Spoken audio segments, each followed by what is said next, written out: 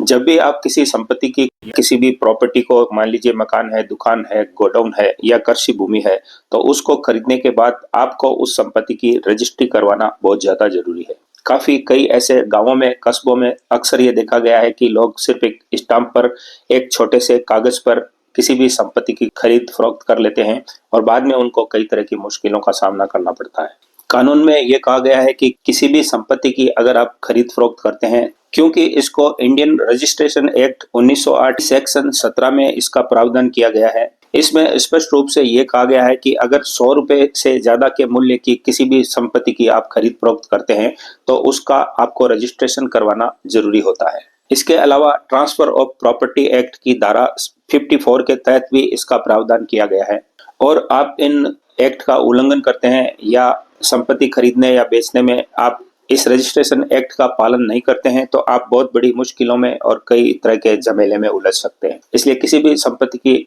खरीद-फ़रोख्त करने के लिए आप उस संपत्ति को रजिस्टर्ड तरीके से ही खरीदें या बेचें।